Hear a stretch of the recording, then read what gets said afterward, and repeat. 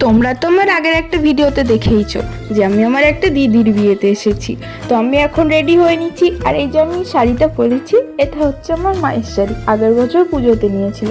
আর এই যে আমি নিজে নিজে সুন্দর করে রেডি হয়ে নিয়েছিলাম। আমাকে কেমন লাগছে অবশ্যই কমেন্টে বলে যেও।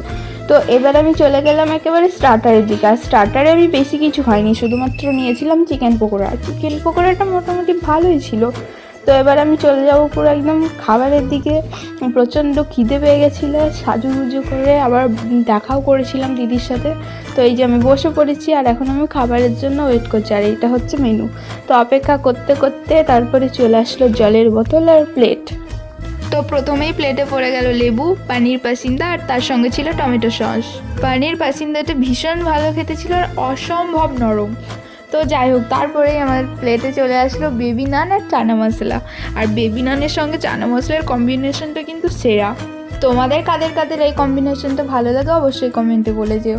তো তারপরেই চলে আসলো হচ্ছে গরম গরম ধোঁয়াটা সাদা ভাত আর হচ্ছে দই কাতলা। আর মাছটা ছিল ভীষণ ফ্রেশ আর খুব টেস্টি। আর তারপরেই পাতে পড়ে গেল পোলাও আর আমার প্রিয় মাটন কষা।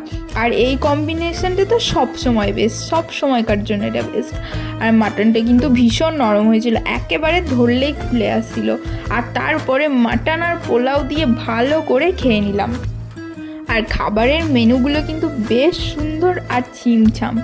আর আমাদের খাবার খেতে একটু রাতই হয়ে গেছিলো, তবুও খাবারের টেস্টটা ছিল দারুণ।